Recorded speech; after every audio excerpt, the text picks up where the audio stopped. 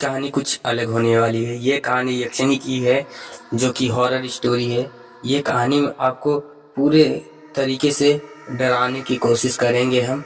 तो हम शुरू करते हैं। अगर अपना भाई का नाम जानना चाहते हो तो मेरा नाम सूरज सरोज है। आप देख रहे हैं हॉरर स्टोरी 2.0।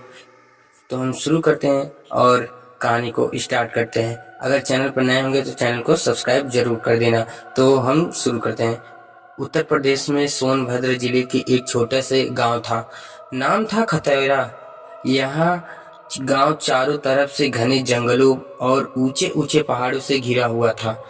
दिन में तो सब कुछ सामान दिखता, लेकिन जैसे ही रात हो का अंधेरा उतरता, गांव के लोग जल्दी जल्दी अपने घरों में दुबक जाते। गांव की औरतें दरवाजे पर नींबू मिर्चा टांग देती, बच्चे बाहर निकलने से डरते और मर्द भी रात को खेत जाने से डरते थे। वही थी यक्षिणी, जो कि गांव के बुजुर्ग बताते थे कि यक्षिणी कोई साधारण आत्मा नहीं थी, बल्कि एक ऐसी चुड़ैल थी जो जिंदा इंसानों की आत्मा चूस लेती थी, चूस चूस के खा जाती थी।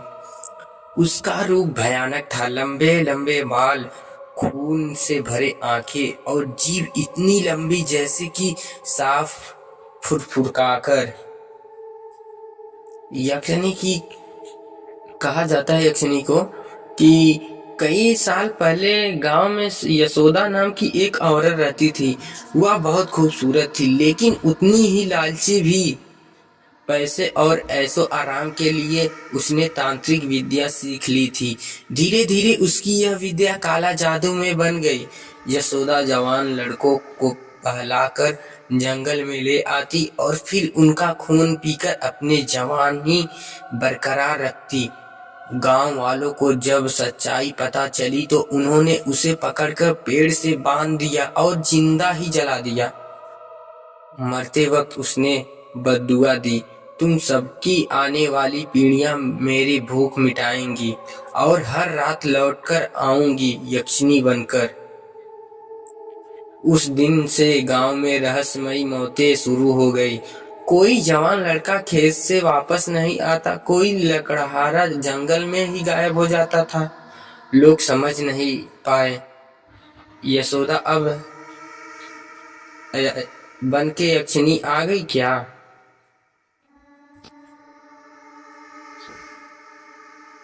गांव के युवक राजीव की शादी तय हुई। नया हादसा होने वाला। गांव की युवक जो राजीव था, उसकी शादी तय हो गई। वह दिल का साफ और हिम्मती लड़का था। एक रात अपने दोस्तों के साथ देर तक बातें करने के बाद वह अपने खेतों से होकर लौट रहा था। रास्ते में अचानक उसने सुना कोई औरतें उसकी माँ की आवाज में उसे पुकार रही है। राजीव, ओ राजीव, इधर आना। राजीव चौंका, क्योंकि उसकी माँ घर पर थी और आवाज इतनी असली लगी कि वह रुक गया।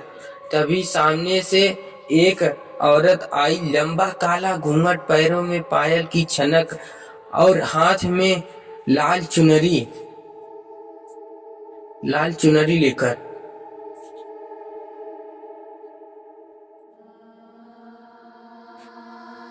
वह बोली, बेटा, तुझे रास्ता दिखाने आई हूँ। राजू के पैर जैसे जम गए। अचानक उसने देखा कि और उस औरत के पैर उल्टे हैं और आंखें आग की तरह लाल। वह समझ गया ये यक्षिणी है। यक्षिणी ने धीरे धीरे अपना असली रूप दिखना शुरू किया। उसके लंबे लंबे बाल और दांत बाहर निकल आए। बाल हवा में लहराने लगे और जीभ किसी नागिन की तरह फुफकारने लगी। राजीव ने भागने की कोशिश की, लेकिन यक्षिणी उसकी गर्दन पकड़कर बोली, आज तेरी आत्मा मेरी होगी। राजीव ने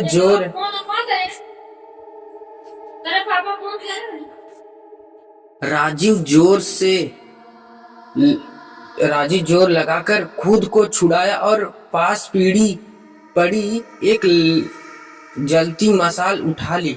गांव के बुजुर्ग हमेशा कहते थे यक्षिनी आग से डरती है। उसने मशाल उसी तरफ झोंक दी। यक्षिनी चीख उठी। उसकी चीख इतनी भयानक थी, आसमान तक कांप उठा। अगले दिन गांव के लोग इकट्ठा हुए। सबके तय किया कि इस बला को हमेशा के लिए खत्म करना होगा। गांव के बाहर एक बूढ़ा तांत्रिक रहता था, भैरवनाथ। वह कई सालों से तपस्या कर रहा था। भैरवनाथ ने कहा, यक्षिनी का अंत सिर्फ तभी होगा जब उसकी हड्डियों पर गंगा जल डाला जाए और उसने पीपल के पेड़ के नीचे बांधकर अग्नि दी जाए। गांव वालों ने योजना बनाई। रात को जब यक्षिनी फिर निकली तो सबने मिलकर उसे जाल में फंसा लिया। उसकी ताकत बहुत थी, पर गांव वाले मंत्रोच्चार करते रहे। अंत में भैरवनाथ ने गंगा जल छिड़का और आग जलाई। यक्षिनी चीखती चिल्लाती जल गई। उसकी चीखों से आसमान फटफटाने लगा, लेकिन धीरे धीरे उसका शरीर राख बनकर बिखर गया। गांव में शांति लौट आई। लोग चैन की नींद सोने लगे। पर आज भी कहते हैं कि अमावस्या के रात अगर कोई अकेला खेतों में जाए तो पायल की छन छन और किसी औरत की हंसी सुनाई देती है। कुछ लोग मानते हैं कि यक्षिनी पूरी तरह मरी नहीं है, उसका श्राप अभी भी जिंदा है। मगर जिंदा है तो वो क्या कर लेगी। तो कहानी आपको कैसी लगी? कहानी आपको अच्छा लगी होगी तो चैनल को सब्सक्राइब कर देना, लाइक कर देना, शेयर कर देना। फिर से मिलेंगे अगले वीडियो में। वंदे मातरम, जय हिंद।